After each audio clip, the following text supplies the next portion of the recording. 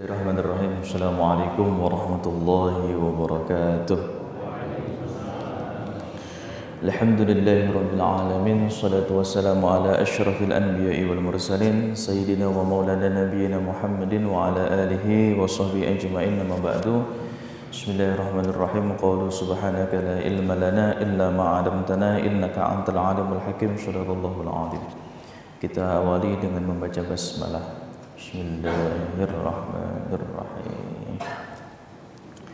Baik Bapak Ibu jamaah yang dimuliakan Allah Subhanahu wa taala.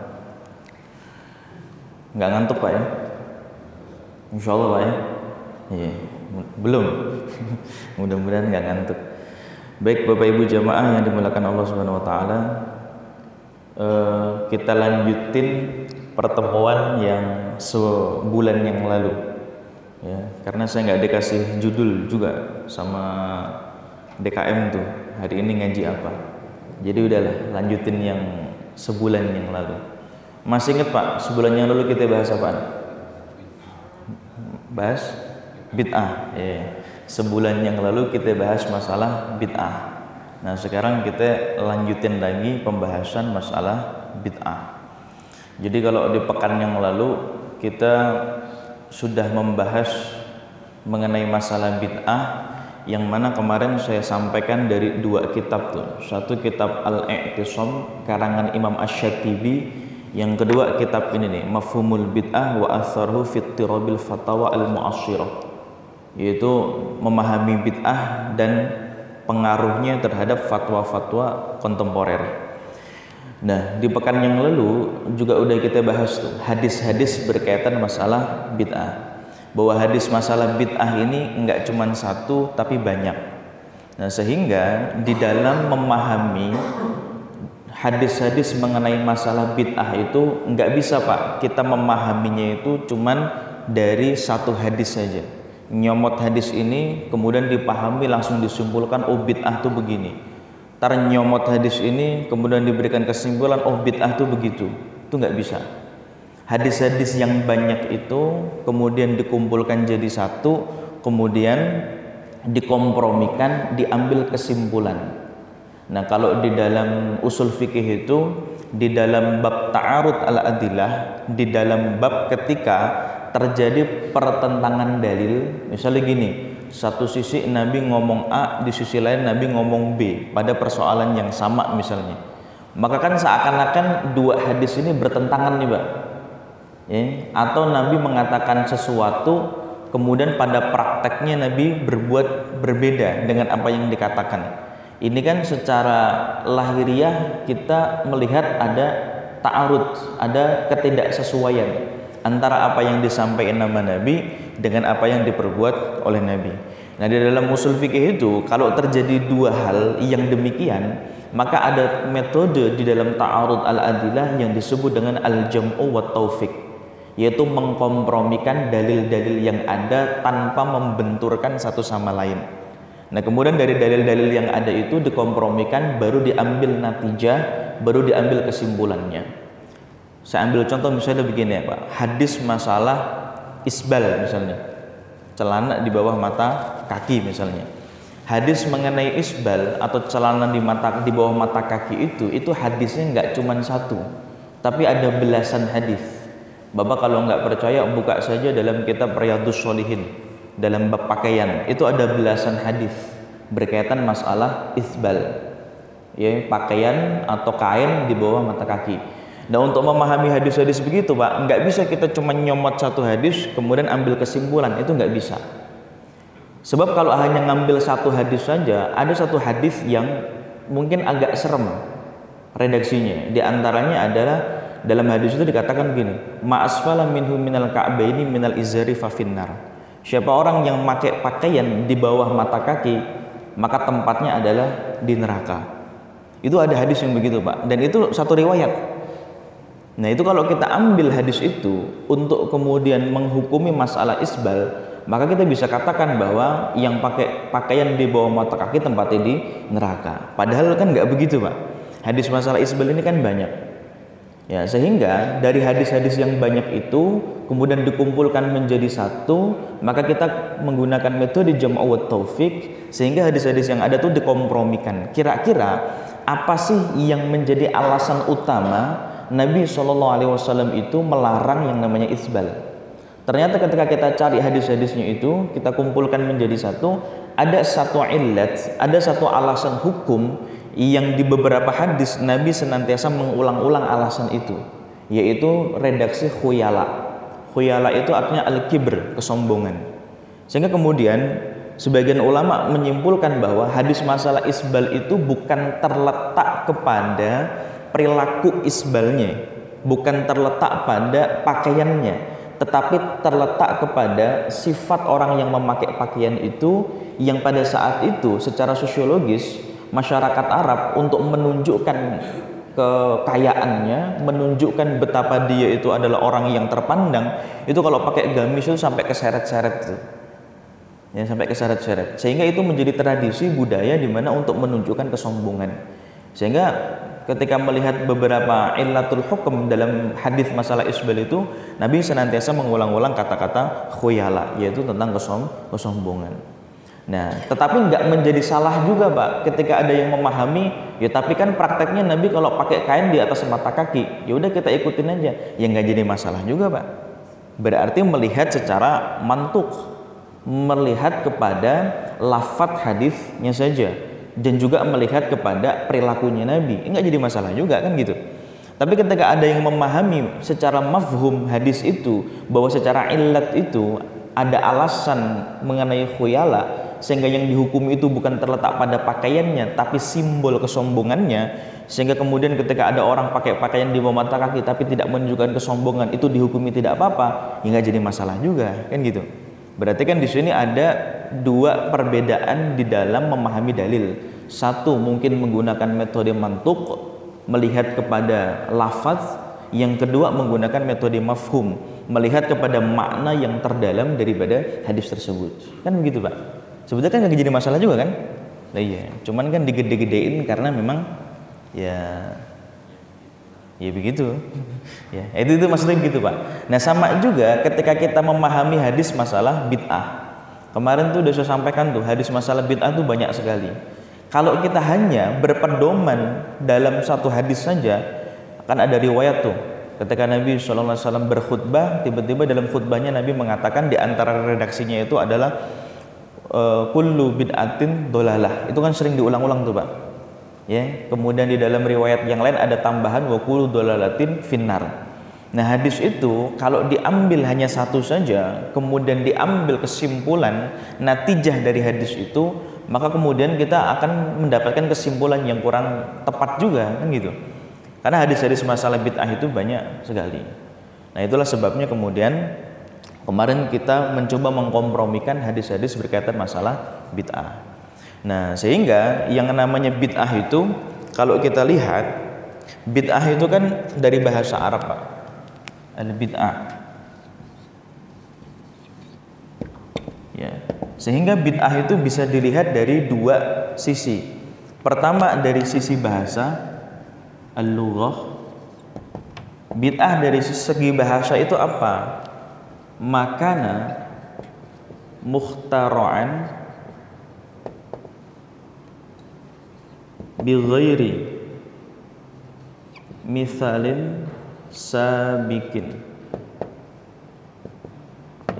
Bid'ah secara bahasa itu adalah makana mukhtara'an bi ghairi mithalin sabikin, sesuatu yang kana mukhtara'an, sesuatu yang dibuat atau sesuatu yang diadakan bi ghairi mithalin sabikin, tanpa ada contoh sebelumnya. Itu namanya bid'ah secara bahasa. Jadi segala sesuatu yang dibuat, yang diciptain, enggak ada contoh sebelumnya, itu namanya bid'ah, tetapi secara bahasa. Nah, kalau kita belajar ilmu mantik, Pak, di dalam bab mengenai al-had, di dalam bab mengenai definisi, itu ada perbedaan mendasar antara ta'riful lughah wa ta'riful istilah. Ada perbedaan mendasar antara pengertian sesuatu secara bahasa dengan pengertian sesuatu secara istilah. Ta'riful lughah yadullu 'alal 'am. Pengertian secara bahasa itu menunjukkan pada makna yang umum. Wa ta'riful istilah yadullu 'alal khas. Kalau pengertian secara istilah itu menunjukkan kepada makna yang khusus. Artinya, ketika kita melihat bid'ah itu secara definisi bahasa adalah makana mukhtara'an bi ghairi mithalin sabiqin, segala sesuatu yang dibuat diada-adakan tanpa ada contoh sebelumnya, maka secara teori bahwa ta'riful lughah itu merujuk pada makna yang sifatnya umum. Jadi segala sesuatu tuh Pak, mau itu berkaitan masalah agama, mau itu berkaitan masalah dunia, selama dia itu sesuatu yang dibuat sebelumnya nggak ada contoh, itu namanya bid'ah secara bahasa. Itu yang disebut dengan ta'riful am, pengertian secara umum. Jadi segala apapun tuh Pak, ya di masjid ini kan semuanya isunya bid'ah kan, secara bahasa. Karpet, AC, mikrofon segala macam, itu secara bahasa. Karena memang ta'riful lughah itu yadullu 'alal 'am. Pengertian secara bahasa itu merujuk pada makna yang luas. Kayak misalkan gini, sholat secara bahasa itu kan artinya ad-du'a. Sehingga setiap doa itu yang namanya sholat, kan gitu. Tetapi ketika kita sudah masuk pada pengertian khusus, ternyata yang namanya sholat itu kan bukan hanya sekedar ad-du'a secara bahasa, tetapi aqwalun wa af'alun muftatahatun bitakbir muhtatamatun bitaslim.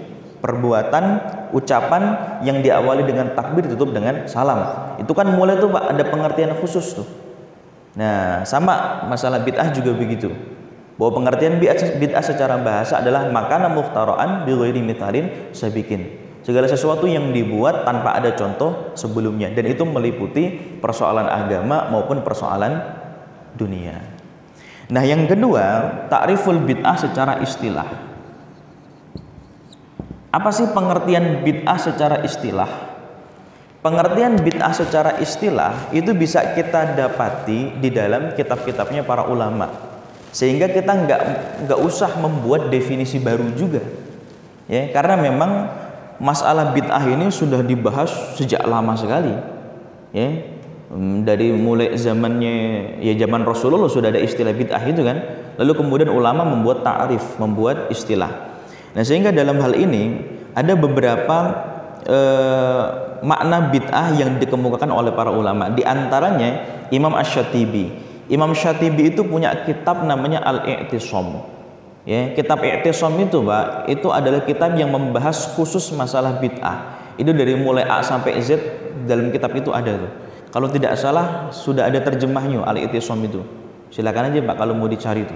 Imam Asy-Syatibi. Nah, Imam Syatibi ketika membahas mengenai masalah bid'ah, beliau mendefinisikan yang disebut dengan bid'ah itu adalah thariqatu fiddin mukhtara'an tudahi asy-syari'ah. Yaitu segala sesuatu yang kemudian diciptakan di dalam agama tudahi syariah, yang sesuatu itu bertentangan atau menabrak prinsip-prinsip syariah. Itu kata Imam Asy-Syatibi. Lalu kemudian kata Ibnu Rajab Al-Hambali, ini dari mazhab Hambali ini, beliau mengatakan ma ahdatsa wa laysa lahu aslun fi syar'in. Segala sesuatu yang dibuat yang tidak ada aslun fi syar'i, tidak ada asalnya secara syariat. Itu kata Ibnu Rajab. Kemudian itu kata Ibnu Hajar. Kalau kata Ibnu Rajab, ma ahdatsa mimma la asla lahu fi syariati yadullu alaih. Kalau kata Ibnu Rajab adalah segala sesuatu yang tidak ada asalnya di dalam syariat.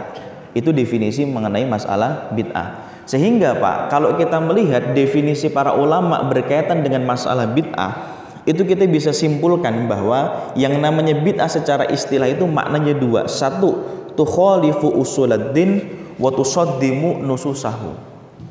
Jadi kalau kita bisa simpulin tuh pengertian bid'ah dari para ulama tadi itu maknanya dua. Satu, tukhalifu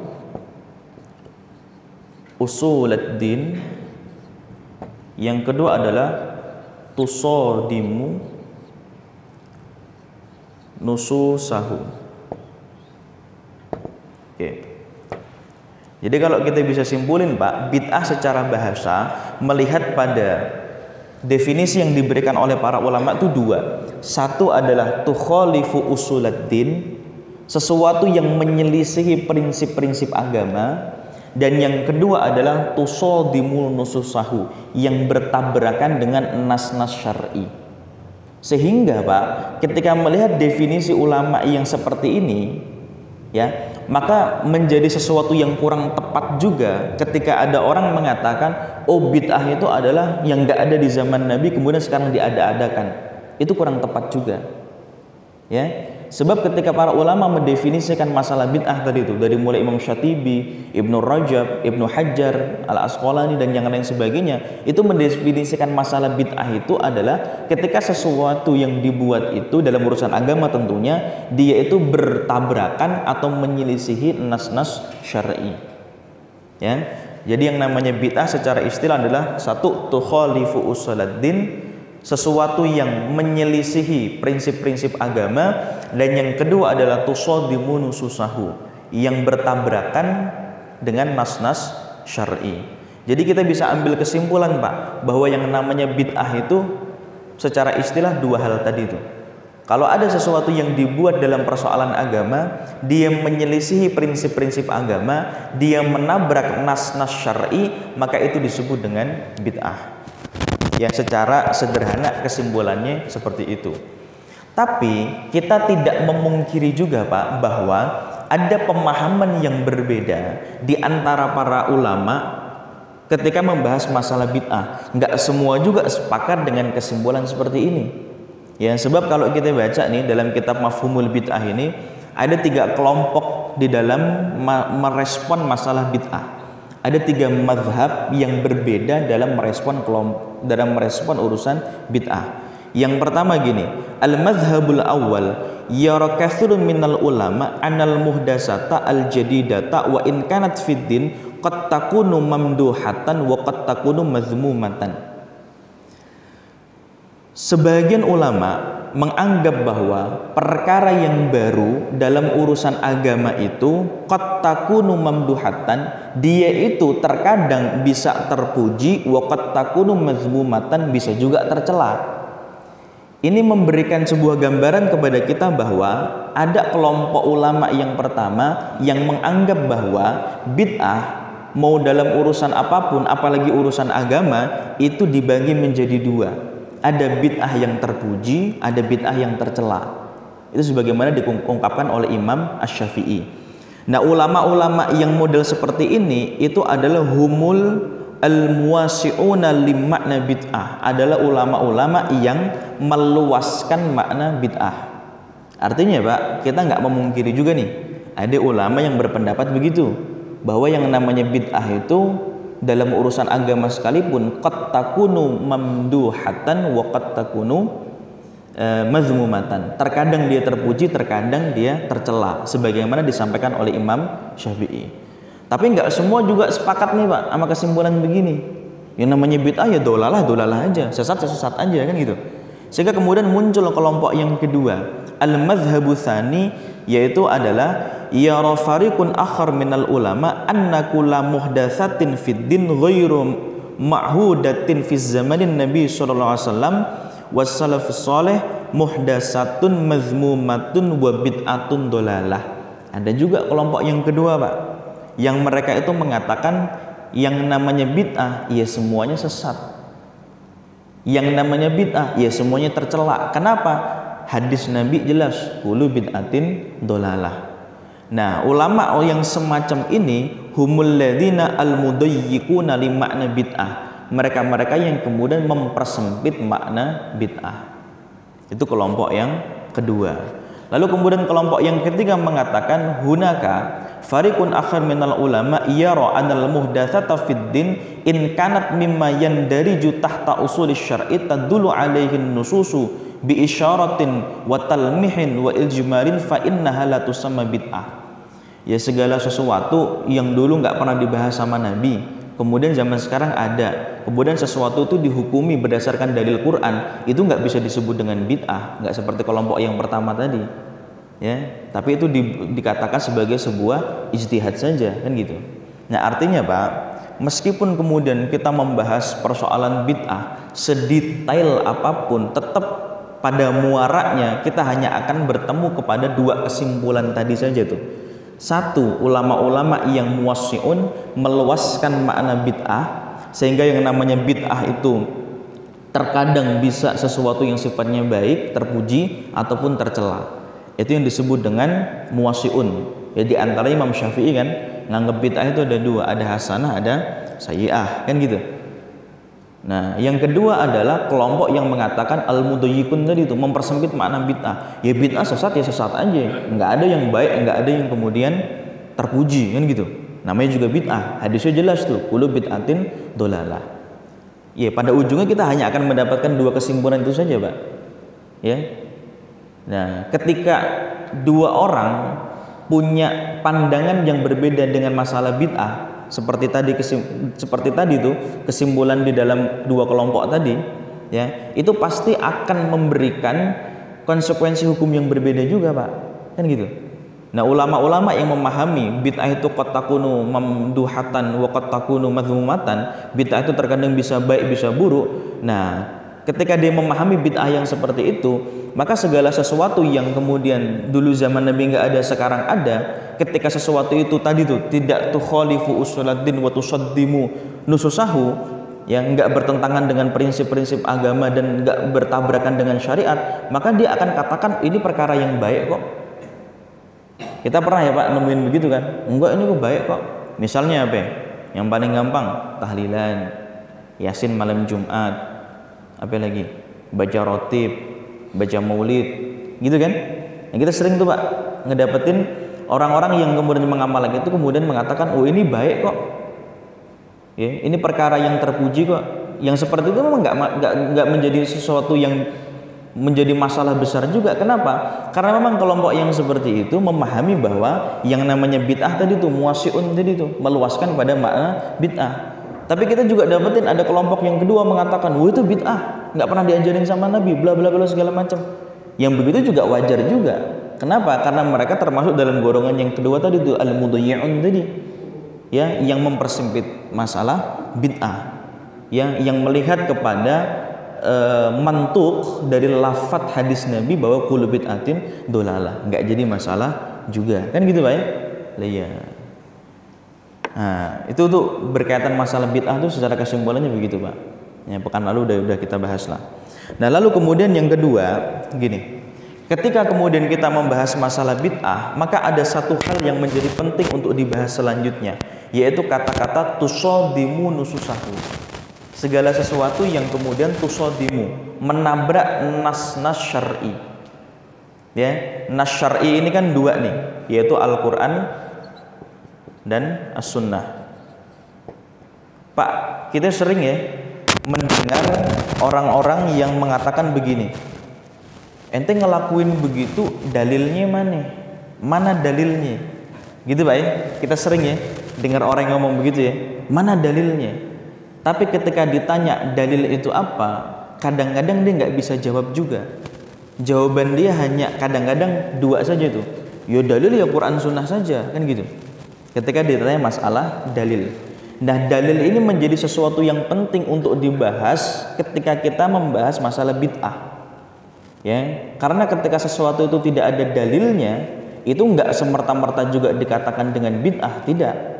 Karena dalil itu nanti ada yang bersifat umum sekali, ada yang bersifat khusus, kan gitu, berkaitan masalah dalil.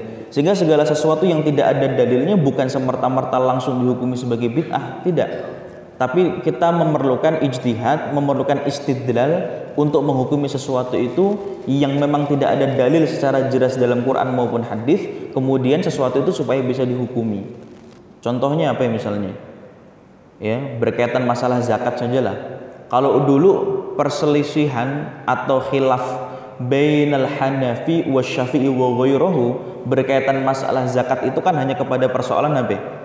Kalau madhab-madhab yang lainnya mengatakan zakat fitrah itu harus menggunakan al-qawud, makanan pokok.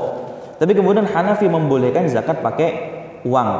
Zakat apa, bukan uang, maksudnya boleh menggunakan alat tukar, menggunakan harta di dalam zakat fitrah. Nah, tapi kan seiring zaman berkembang Pak, zaman sekarang itu kan orang zakat itu kan nggak semerta-merta hanya menggunakan harta secara cash kan. Tapi sekarang udah pakai apa? QRIS. Bahkan ada GoPay. Saya pernah tuh di masjid saya tuh Pak, ada orang bayar zakat pakai GoPay. 10 orang. Kenapa bayarnya pakai GoPay? Iya Ustaz, soalnya dapat cashback. Jadi dapat kembalian tuh Pak. Jadi bayar zakat pakai GoPay. Iya. Berapa tuh kali itu? Gocap kali 10, 500.000, dapat cashback 50.000. Jadi bayar zakat pakai GoPay dapat cashback. Dapat uang kembali 50.000. Nah yang begini kan kagak ada nih Pak secara dalil kan, tapi kan yang begini perlu dihukumi kan. Nah, iya perlu dihukumi. Bagaimana untuk menghukumi ini? Untuk menghukumi ini yang melihat kepada keumuman lafaz dalam Quran maupun Sunnah yang berkaitan dengan masalah prinsip zakat tadi kan gitu. Ya sama seperti gini yang paling sederhana. Masjid-masjid semuanya umum Pak. Yang namanya di masjid itu pasti ada urinoir, tempat kencing berdiri.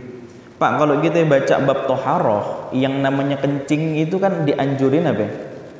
Jongkok Pak, bukan duduk. Kalau duduk repot. Jongkok, ya. Nah, kenapa? Sebab kalau orang kencingnya jongkok itu bersih, ya. Tentu dengan cara istinja yang benar lah gitu. Tapi kemudian sekarang, zaman sekarang, yang namanya masjid itu karena keterbatasan tempat sehingga dia harus memberikan solusi untuk jamaahnya. Kalau cuman toilet 2, Jumatan ngantri panjang. Enggak Jumatan tuh orang, sehingga dibikinkan urinoir. Enggak bisa juga kemudian semerta-merta mengatakan Nabi itu melarang kencing berdiri. Nabi itu enggak ngebolehin kencing berdiri. Kencing berdiri itu enggak sah toharohnya dan macam-macam. Ya enggak bisa juga semerta-merta dihukumi seperti itu. Memang Pak, gini, fikih itu kalau masih dalam tataran teori itu nggak akan ada masalah Pak. Fikih itu baru akan menjadi masalah ketika dia dalam ranah praktek. Ya, fikih kalau dalam masalah teori mah itu ideal sekali Pak. Tapi begitu praktek kadang-kadang suka bertentangan tuh Pak sama realita yang ada. Ya, itulah sebabnya kemudian para ulama itu mengembangkan kaidah itu nggak hanya cuma 2 saja. Kalau kita belajar usul fikih dalam bab qawaid itu kan hanya 2 tuh. Ada qawaid usuliyah, ada qawaid al-fiqhiyah. Tapi kemudian para ulama mengembangkan qawaid yang ketiga yang disebut dengan qawaid at-tatbiqiyah, kaidah penerapan hukum. Ya karena begitu Pak, fikih itu kalau dalam tataran konsep itu sempurna ideal betul. Tapi begitu diterapkan di tengah-tengah masyarakat kadang-kadang suka bertabrakan dengan realita yang ada. Ya, oleh karena itu para ulama membuat jadi itu qawaid at-tatbiqiyah. Nah, di antaranya qawaid di situ ada yang berbunyi begini. Ma la yudraku kulluh la yutraku kulluh. Kalau kita nggak bisa maksimal ngerjain sesuatu, minimal jangan ditinggalkan. Ya, itu seperti itu. Nah, berkaitan dengan masalah kencing tadi kan begitu juga, Pak. Ketika kemudian kita kencing dalam keadaan berdiri, nggak semerta-merta juga langsung ditabrakin sama hadis Nabi. Nabi melarang tuh kencing dalam keadaan berdiri. Fikih juga melarang, memakruhkan. Kenapa? Kalau kencing berdiri istinjanya, toharohnya nggak bersih segala macam. Ya nggak bisa juga. Sebab di dalam qawaid asasiyah al-khamsah itu ada kaidah mengatakan apa? Al-masyaqqatu tajlibu taysir. Kesulitan itu menghendaki kita mengambil kemudahan. Yang namanya orang ke masjid itu kan enggak semuanya adalah orang terdekat dari masjid, Mak. Yang kalau ke masjid dari rumah udah persiapan dulu. Udah kencing, udah apa segala macam. Dan yang kedua, enggak semua juga orang ke masjid pakai kain. Kalau pakai kain mah enak, Pak. Masuk kamar mandi, naikin dikit selesai itu. Tapi kalau hari Jumat itu kan orang-orang dari kantor segala macam, Pak. Yang kalau masuk kamar mandi satu kudu ngantri, yang kedua copot celana. Potensi celananya kena najis malah besar kan gitu. Ya, sehingga kemudian dibukankan urinoir. Nah, kesulitan-kesulitan itu al-masyaqqah ya tajlibu taysir kan gitu, menghendaki kemudahan. Yang penting istinjanya benar kan gitu. Ya, ini udah kenceng berdiri, istinjanya cepet-cepet doang. Najis kalau begitu. Tapi istinjanya yang benar. Nah, itu maksudnya seperti itu, Pak. Ya, bahwa fikih itu kalau dalam tataran teori dia nggak menjadi masalah, dia baru masalah ketika pada tataran praktek. Nah, kembali kepada masalah dalil tadi. Jadi gitu, Pak. Jadi segala sesuatu yang sekarang tidak ada, lantaran nggak ada dalilnya, itu nggak semerta-merta langsung dihukumi dengan bid'ah. Karena memang pengertian dalil itu tidak seperti itu. Ya. Nah, apa yang disebut dengan dalil? Ad-dalil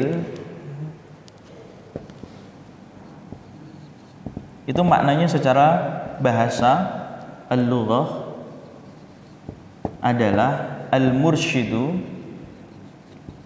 ila al-matlub. Ya, sesuatu yang menunjukkan kepada yang dituju, itu namanya dalil tuh. Jadi dalil secara bahasa adalah al-mursyidu ilal matlub, sesuatu yang menunjukkan kepada sesuatu yang dituju, itu namanya dalil. Ya, atau mayubna alaihi ghairuhu, sesuatu yang dibangun di atasnya sesuatu yang lain, itu namanya dalil. Jadi yang namanya dalil itu secara bahasa adalah mayubna alaihi ghairuhu, sesuatu yang dibangun di atasnya sesuatu yang lain.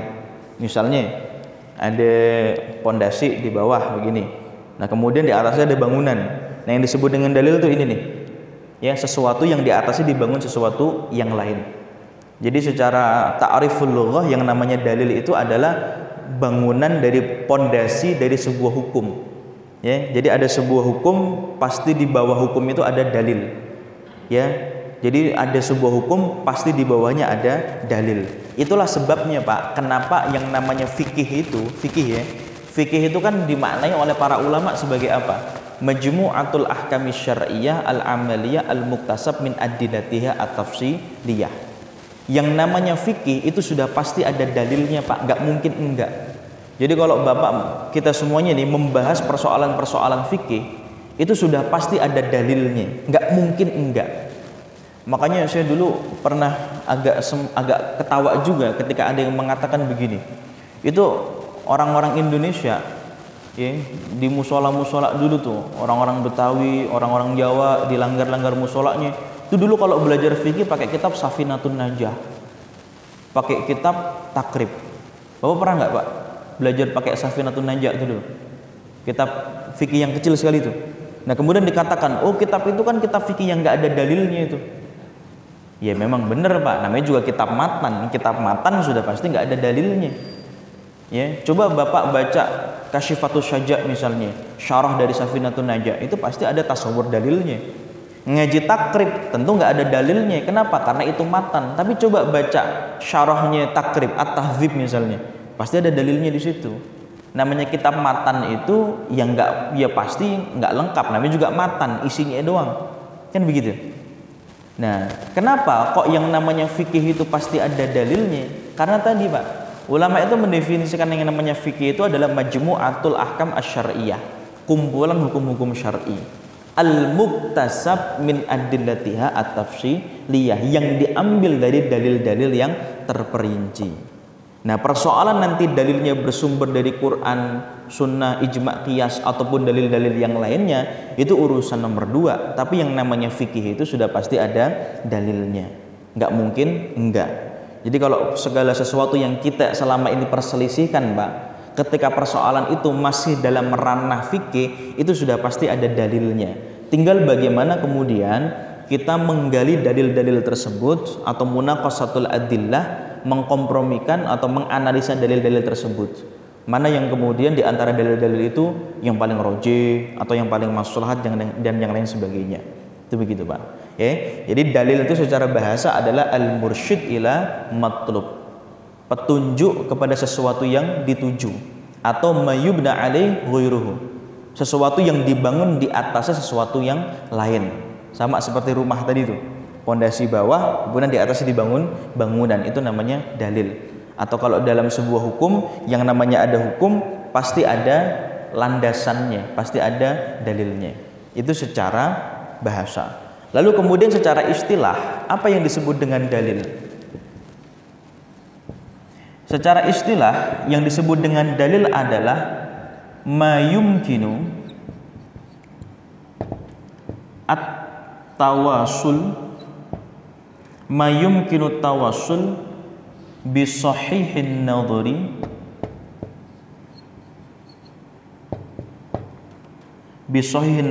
ila al-matlubi al-khabari. Oke. Jadi dalil secara istilah itu adalah satu, mayumkinu tawasul, sesuatu yang memungkinkan untuk sampai kepada sesuatu yang lainnya, bisahihin nadhari, yang kedua dengan nalar, dengan pandangan, dengan logika yang benar, ila matlubil khabari, yang menunjukkan kepada al-matlub al-khabari, sesuatu yang sifatnya al-khabari, keterangan atau keterangan hukum. Jadi yang namanya dalil itu pengertian secara istilahnya 3, Pak. 1, yang namanya dalil itu adalah mayumkinu tawasul, sesuatu yang menjadi wasilah, yang menjadi perantaraan untuk sampai kepada sesuatu yang dituju. Yang kedua, tetapi sesuatu yang menjadi wasilah itu harus dianalisa bisohihin naudori, dengan pandangan atau dengan nalar yang benar, dengan sesuai kaidah, sesuai manhaj dan yang lain sebagainya, ilal matlubil khabari, untuk mendapatkan sebuah keterangan hukum. Itu namanya dalil. Ya. Jadi poin intinya di sini nih Pak nih, bisohihin naudori. Ya. Sebab begini Pak, ada dalil dalam Quran, tetapi ketika dia dipahami tidak dengan bisohihin naudori, itu membuat kesimpulan dari dalil itu menjadi salah. Saya ambil contoh.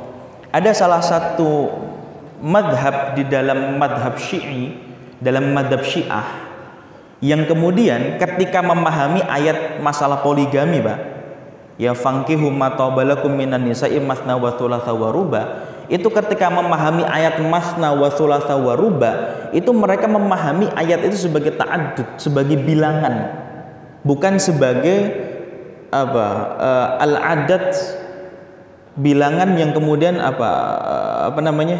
bersusun lah, Y2, kalau nggak 2 Y3, kalau nggak 3 4, sehingga 4 itu menjadi batasan. Tapi salah satu madhab dalam Syi'i itu mengatakan itu bukan dimaknai seperti itu, ya, bukan ada tartibi, tetapi itu sebagai sebuah akumulasi bilangan. Jadi yang namanya poligami itu ya 2 tambah 3 berarti 5, 5 tambah 4 berarti 9. Jadi batasannya 9. Ya, itu dan salah satu madhab Syi'i begitu, karena melihat adatnya itu bukan sebagai tertib, bukan sebagai urutan bilangan, tetapi sebagai sebuah akumulasi. Artinya apa, Pak? Dalilnya sama itu, masalah poligami itu, fankihu ma tabalakum minan nisa matsna wa thulatsa wa ruba. Tetapi karena tidak bisohihin nadhar, tapi karena tidak dengan pandangan atau logika yang benar, sehingga membuat kesimpulan hukumnya menjadi salah. Itu yang tadi di awal saya bilang, Pak. Masalah apa tadi tuh? Contohnya isbal tadi tuh. Hadis masalah isbal memang ada. Hadis masalah isbal banyak. Tetapi ketika hadis yang banyak itu tidak dipahami bisohihin nadhar, dengan pandangan atau dengan logika yang benar, maka pasti akan mendapatkan kesimpulan yang salah. Akan mendapatkan kesimpulan yang tidak benar juga. Kan gitu, Pak. Ya, sehingga ketika kita bicara soal dalil, bukan hanya sebatas Quran dan Sunnah, tidak. Tetapi yang menjadi poin utama tuh ini nih, bisohihin nadhar, dengan pandangan yang benar. Sebab terkadang Qurannya sama, hadisnya sama, tapi kesimpulannya masing-masing. Kan gitu, Pak. Nah, sehingga di dalam masalah ini, dengan kata-kata bisohihin nadhar ini, maka para ulama kemudian membuat qawaidul al-ijtihad, kaidah-kaidah ijtihad, baik secara thariqul lughawiyah, baik secara kaidah, secara kebahasaan maupun secara maknawiyah. Kayak misalkan dalam Quran ini kan isinya bahasa Arab, hadis juga isinya bahasa Arab. Karena isinya adalah bahasa Arab semua, sehingga untuk mengambil kesimpulan hukum dari Quran maupun hadis diperlukan metode kebahasaan. Maka dalam metode kebahasaan tuh nanti dibahas tuh, sebagaimana yang udah pernah saya jelasin tuh. Dalam Quran ada lafadz amr perintah, dalam hadis ada lafadz amr perintah. Dalam Quran ada lafadz nahi larangan, dalam hadis pun ada juga nahi larangan. Tapi apakah semua perintah itu bermakna wajib, bermakna harus? Kan ternyata tidak juga. Tapi apakah kemudian setiap larangan bermakna haram? Kan ternyata tidak juga. Maka para ulama membuat kaidah-kaidah di dalam memahami lafadz-lafadz tersebut tuh. Ya, nah itu yang disebut dengan bisohihin nadhar, yaitu dengan adanya kaidah-kaidah al-ijtihad tadi. Nah, sehingga para manusia-manusia yang mereka melakukan ijtihad tadi, itu kan mereka disebut dengan mujtahid. Sehingga yang namanya mujtahid ini juga punya syarat. Karena nggak semua kita mampu, Pak, untuk kemudian menguasai kaidah-kaidah ijtihad tadi. Sehingga kalau kita baca dalam kitab Al-Waraqat fi Usul Fikih Imam Al-Juwaini itu kan kitab usul fikih yang paling tipis, ya. Dan kalau orang-orang mau belajar usul fikih, Pak, itu biasanya pakai kitab itu tuh. Ulama ngerekomendasiin tuh kitab Al-Waraqat karangan Imam Al-Juwaini, gurunya Imam Ghazali itu. Kitab Waraqat itu semua pesantren pasti pakai itu tuh, kitab Waraqat. Itu di situ dikatakan bahwa di antara syarat orang yang disebut dengan mujtahid yang punya kewenangan untuk berijtihad bisohihin nador tadi tuh, dengan pandangan yang benar tadi, sehingga ketika dia berijtihad terhadap Quran dan Sunnah kemudian menghasilkan kesimpulan hukum yang tepat, yang benar, itu mereka punya syarat. Apa syaratnya? Yang pertama, ayyakuna aliman bil fiqhi aslan wa far'an wa madhaban. Pengetahuannya tentang pendapat-pendapat hukum itu meliputi semua madhab, baik pendapat yang disepakati maupun yang diperselisihkan, beserta dalilnya, wajhul istidlalnya, argumentasi dalilnya, dan yang lain sebagainya. Jadi kalau membahas masalah taraweh misalnya, dia kudu paham juga mana kemudian ulama yang kalau tarawehnya 2-2-2 apa alasannya, mana yang 4-4-3 mana alasannya seperti apa, ya, dan yang lain sebagainya. Kudu tahu tuh mana yang disepakati, mana yang diperselisihkan. Yang kedua, ayyakuna arifan bi alatil ijtihad. Yang paling berat yang kedua, dia kudu tahu cara menggunakan alat-alat untuk ijtihad, ya, atau kaidah-kaidah tadi tuh, baik secara thariqul lughawiyah maupun secara thariqul maknawiyah. Itu seperti itu, Pak. Jadi yang namanya dalil yang kadang sering orang tanyain dengan mudahnya itu, mana dalilnya, mana dalilnya? Yang namanya dalil itu begitu, Pak. Secara istilah adalah mayumkinu at-tawassul bisahihin nadhar ilal matlubil khabari. Sesuatu yang menjadi wasilah untuk sampai kepada sesuatu, dan sesuatu itu dianalisa dengan pandangan atau dengan logika yang benar sesuai dengan kaidah-kaidah ijtihad, dengan kualifikasi seperti tadi itu, ayyakuna aliman bil fiqhi madhaban aslan wa far'an, kemudian ayyakuna arifan bi alatil ijtihad, dan yang lain sebagainya. Untuk mendapatkan apa? Ilal matlubil khabari, untuk mendapatkan keterangan hukum yang jelas. Itu yang disebut dengan dalil. Itu, Pak. Jadi enggak semudah itu kan, Pak, ketika kita membahas masalah dalil. Itu hanya dari sisi definisinya saja. Nah, kalau ngelihat jam 6 kurang 10 menit, ya. Jadi nggak akan selesai juga tuh. Ya, tapi nggak apa-apa, 10 menit lagi, Pak. Ingetin, Pak, 10 menit. Ya. Nah, itu definisi dalil secara istilah maupun secara bahasa. Nah, sebelum nanti kita bahas yang lebih detail lagi, saya ingin menyampaikan juga bahwa, Pak, yang namanya dalil itu nggak hanya Quran dan Sunnah. Kalau membahas masalah dalil, dalil ini bisa ditinjau dari banyak sisi. Ya, yang pertama, bi'tibari aqsamahu, dari sudut pandang pembagiannya. Ya, bi'tibar aqsamuhu, dari sisi pembagiannya. Kalau kita membahas masalah dalil tuh yang tadi sudah kita jelaskan, maka dalil itu dari sisi pembagiannya ada dua.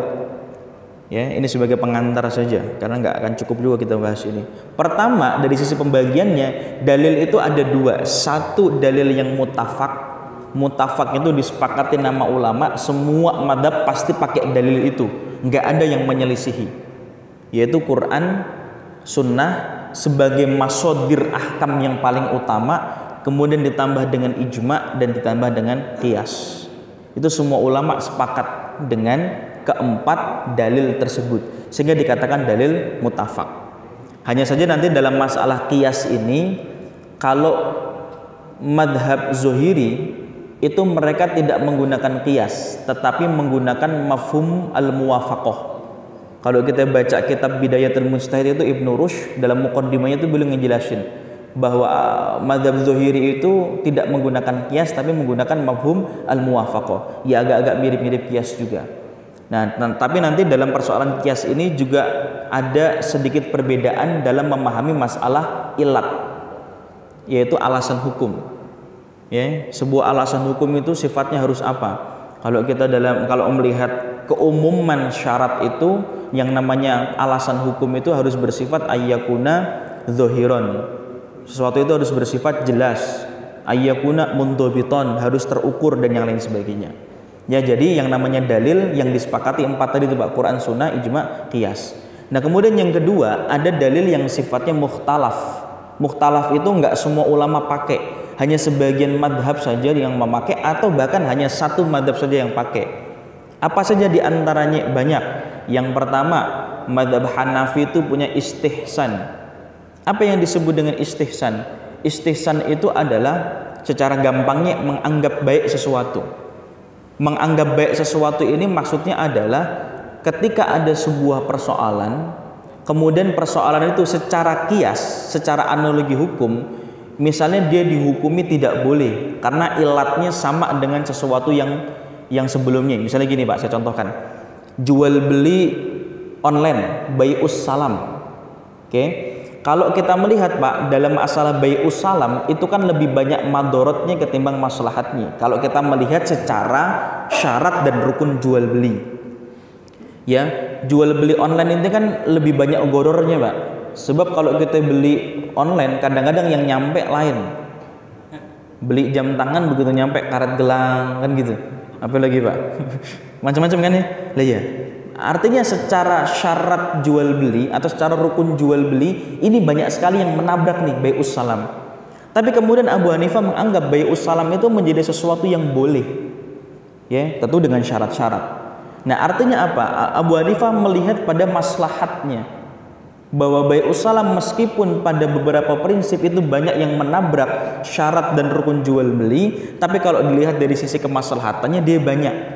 Nah itu yang disebut dengan istihsan.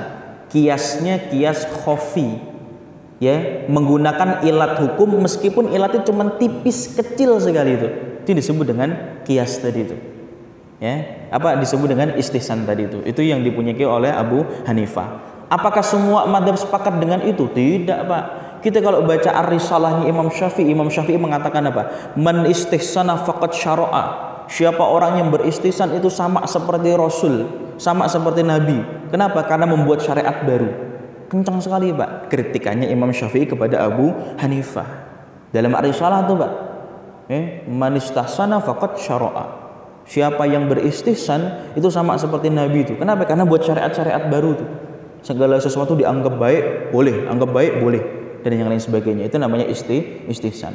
Nggak semuanya pakai, sebab Imam Syafi'i juga nggak setuju. Itu dalil yang mukhtalaf. Yang kedua, Imam Malik punya metode namanya maslahatul mursalah. Sebuah kemaslahatan yang dihukumi boleh meskipun kemaslahatannya itu terlepas dari Quran dan Sunnah. Tapi karena dianggap maslahat menjadi boleh.